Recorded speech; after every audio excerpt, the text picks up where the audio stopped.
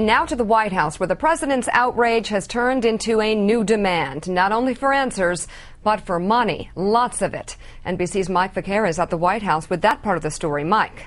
Good evening, Mika. Today, a demand from the administration to BP. Pay every cent, not only of the cost of stopping that leak beneath the Gulf of Mexico and cleaning up its aftermath, but the damage to livelihoods and the local Gulf Coast economies.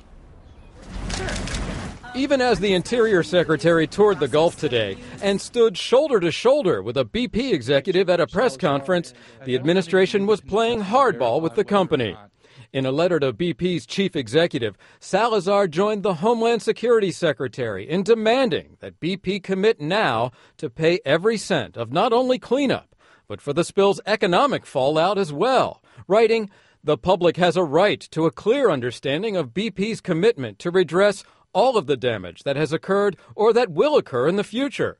We request immediate public clarification of BP's true intentions." While BP has already pledged to pay whatever it takes, by law the company would only be required to pay $75 million. But the White House and Congress are now moving to raise that limit by as much as 100 times. When the top 5 companies make $25 billion in 3 months, $10 billion is a drop in the bucket. The letter comes a day after the president lashed out at BP and other companies that built and operated the still leaking well. I will not tolerate more finger-pointing or irresponsibility. I did not appreciate what I considered to be a ridiculous spectacle during the congressional hearings into this matter. But now the administration is also under fire, as new allegations that the agency in charge of regulating drilling, the Minerals Management Service, gave oil companies permission for new wells before they obtained all needed environmental permits. It's early days and we're still investigating what happened, but it sounds very much as if the Minerals Management Service was not as careful as it should have been when it was looking at whether or not to permit these deep water operations in the Gulf.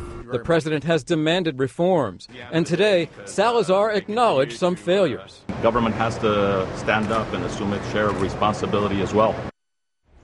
And Mika, the president has joined in the criticism of that agency, the Minerals Management Services, decrying what he calls the cozy relationship it has with the industry it is supposed to regulate.